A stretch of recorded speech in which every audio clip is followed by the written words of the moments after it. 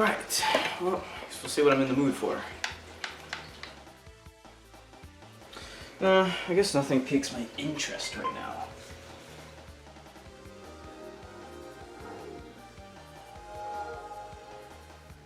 You know what? Maybe going back a generation is all I needed.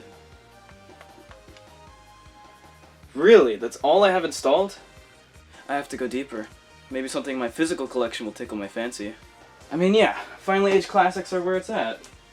Well, we got Infinite, Master Chief Collection, Halo 5, Halo 4, RCE, Anniversary Reach, ODST, ooh, Halo DLC. Halo 3, Halo 2 Multiplayer Pack, Halo 2 Battle Edition, Halo 2, Halo 1...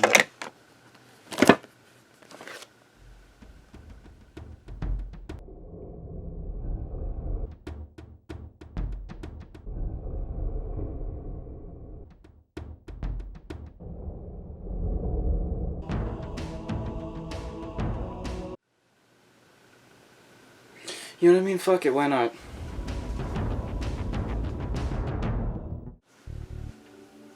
Hello everybody, today we're going to be looking at Halo 2600, released July 2010 by Ed Fries, former Vice President of Publishing at Microsoft during the original Xbox's lifecycle.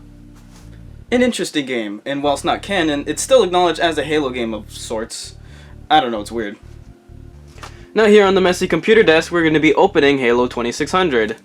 Now this is the complete box copy, and I haven't touched the seal at all, so this is my first time going in. If it isn't obvious, then yes, I got this at Atari Age. It does take quite a while, but you know, box is empty on the inside, that's fine. And on the back it says, Halo, one of the decade's most renowned video game franchises, has finally found a home on the Atari 2600. Here we have the manual, which was put in... Oh, I opened it from the back. So the way it's supposed to be presented to you is you open this up, and there's your cart. Now, this feels like a genuine Atari cart. I like it. It's a bit rough, so I believe they actually just grab real cartridges and just like take it off. Either that, or it went through some testing and it's just got a bit of crust on the bottom, but that's quite alright. But here's the game, Halo 2600. Very sharp print on the bottom, I must say. And next we have the manual, obviously the little housing, the map. This is very in tune with the Atari manuals. You can see the enemies, the elites look like elites, grunts look like grunts, brutes. Yeah, the brutes look like brutes. Naked brutes, but brutes. You know, they worked with what they had, and honestly it looks quite alright. And it goes over the synopsis of the story, and note, always turn off the power switch before taking and removing cartridges. That I will do. Alright. Never to be opened again.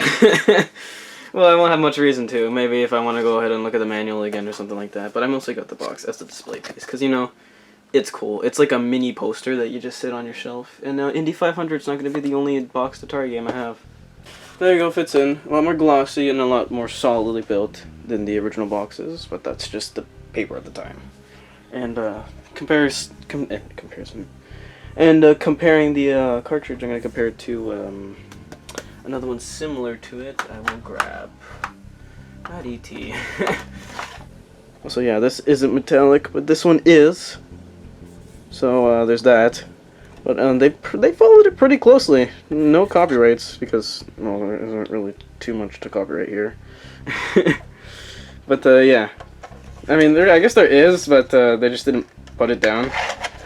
So whatever. Yes. Yeah, okay, enough of first impressions. Halo 2600 is a game where you control Master Chief. You know, kinda like in that Halo game. All in all, this was a cute love letter by Eddie. A 2600 Halo game. Two things that only have the words video game in common. He did a great job, even matching that iconic title screen.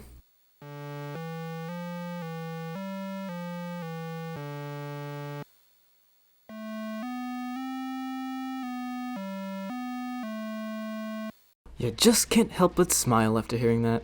Now, off the bat, since this is a late-life Atari game, naturally it's good looking, and a fairly big Atari game for 2600 standards. There are 64 screens across 4 zones: outdoors, Covenant Base, Ice World, and the boss's arena, I guess.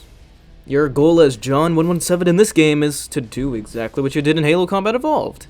Yeah, this is a retelling or demake in the sense, where it's literally Halo, but on 4 kilobytes or less. The plot has been simplified to take down the elites, brutes, and grunts, then take down the spaceship. I don't know. You tell me what the hell that's supposed to be.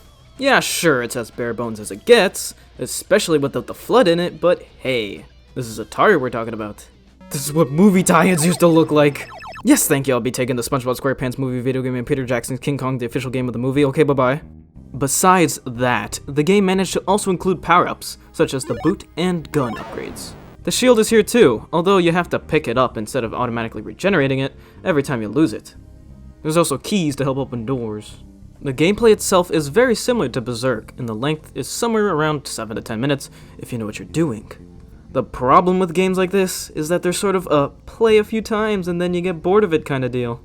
Trust me, the game will always be cool. I mean, it's fucking Halo on the Atari. But since it's not arcadey, realistically, you can only play it so many times before getting sick of it. But hey, at least there's variety, where it's possible to put it. The enemies all have variants, some stronger than others, and they're all different colors. Halo 2600 isn't gonna blow you away, but it is a surprisingly good time on the Atari. Final verdict. The game is Halo on the Atari. Whether or not the game itself is a good version is up to you. Personally, it feels like a valiant effort was made, but it's still just the Atari, and that system, with its limitations, are not exactly fit for games like this all too much, but it does work in the same vein as Pitfall or Hero does. I give it a 7.5 out of 10. Pretty good all things considered, but my go-to Atari games will always be arcade or multiplayer games, as those were built to be infinitely fun titles you can always go back to, especially with friends. Nothing wrong with the game, but it's more of a novelty piece that's perfectly okay. I feel that's how it was designed. So if you are really interested in something like this, then by all means, pick it up. It's a good time, and it's a really cool collector's piece.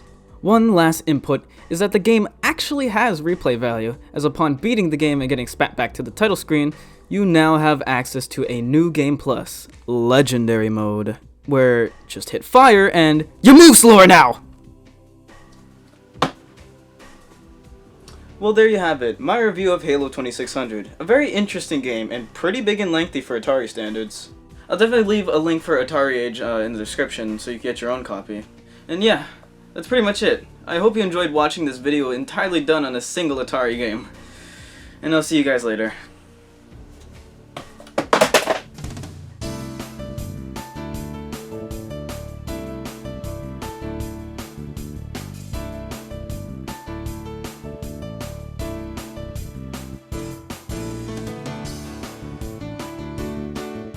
I use this damn thing too much.